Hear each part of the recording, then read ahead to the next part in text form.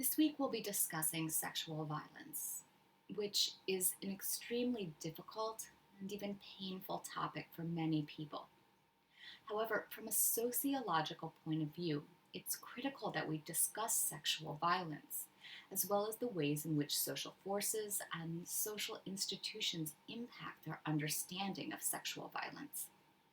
In our society, under all circumstances, sexual violence is considered a crime and outwardly unaccepted by the vast majority of people. However, there are scholars who have argued that US culture normalizes, trivializes, and ignores sexual violence. Some have even suggested we live in a rape prone society, which is a phrase that's used to describe a society that views sexual violence with such minimal criticism that it becomes normalized within the culture. As we move forward this week, it's important that you remember how difficult this topic is for some people and continue to treat each other with respect and dignity as you interact. Let's begin by talking about the definitions of sexual violence.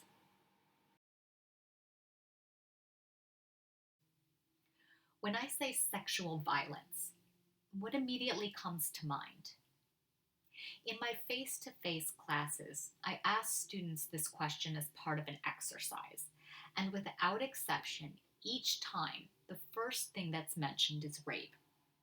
Stranger rape, corrective rape, date rape, these are clearly all examples of sexual violence. But sexual violence is a broad topic, and it covers everything from rape to sexual harassment to human trafficking. Some scholars even argue that sexual violence occurs on a continuum and use this model to illustrate the ways in which intrusion, coercion, abuse, and assault are all connected and link into one another in a way that really can't be distinguished.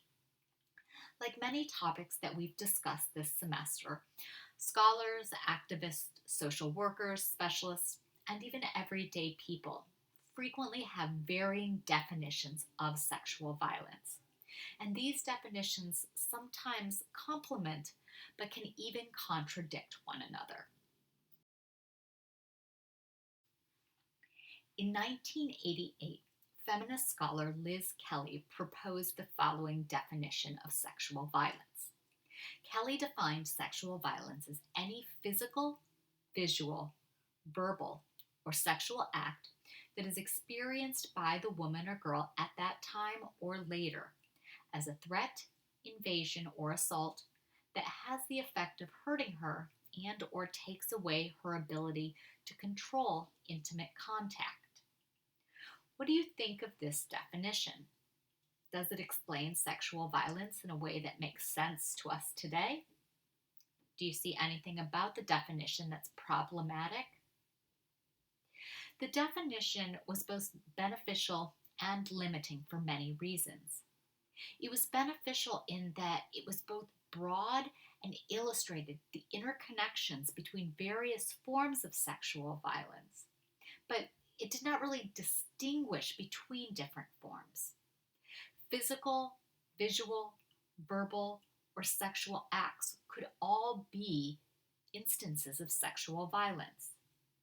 In addition, Kelly outlined that sexual violence may be recognized at the moment of the incident or later, and pointed out the ways in which sexual violence impacts a woman or girl's ability to control intimate contact.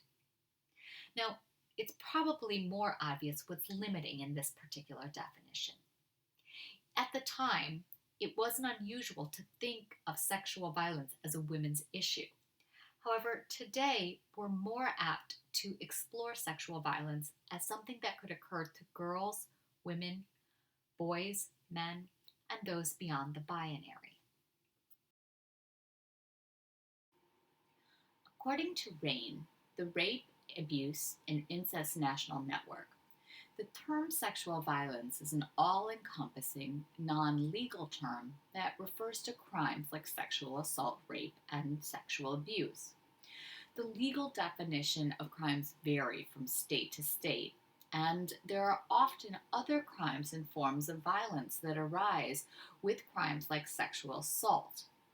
Rain states that sexual violence can include rape, acquaintance rape, childhood sexual abuse, dating and domestic violence, drug facilitated rape, hate crimes, incest, partner rape, male sexual violence, sexual exploitation, sexual harassment, stalking, and stranger rape.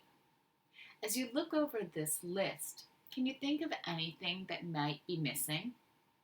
Of course, we talked about human trafficking at the onset of this mini lecture, but other examples of sexual violence could even include genital cutting or forced marriage.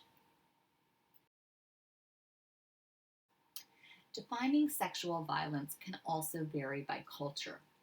As I give you some examples from other societies around the world, I want us to avoid any kind of othering and really use these examples as a means of thinking about how definitions of what is and what is not sexual violence varies by culture. Among the Kung people of the Kalahari Desert, there are very few sexual taboos. In Marjorie Shoshak's interview with a Kung woman, the woman said that sex was just another thing that people did with their genitals. There was no real stigma attached to sex in this society. In fact, Shostak found that children frequently engaged in sex play, and it was described like this, quote, if a child is a little boy, when he sees a girl, he'll play sexually with her. He waits until he's with a littler girl and he lies down with her. He takes some saliva, rubs it on her genitals, gets on top of her, and pokes around with a semi-erection, as though he were actually having intercourse. But he's not, because even though young boys can get hard, they don't really enter the little girls, nor do they know yet about ejaculation. At first, the girls refuse that kind of play. They say all that poking around hurts. But when they get older, they agree and eventually like it. End quote. When the author pressed, the woman really very strongly asserted that this was never thought of as any kind of violation. And although the parents didn't encourage this kind of play among children, it was not really thought of any kind of cause for alarm. As an undergraduate student, my classmates and I spent many hours debating whether or not this was sexual violence, and if there could be rape in a rapeless culture. If there's no sexual stigma, except perhaps related to incest and pedophilia, are incidents like these any more of a violation than perhaps someone sticking their finger in your ear? Awkward, uncomfortable, and not desirable at all, but not a violation.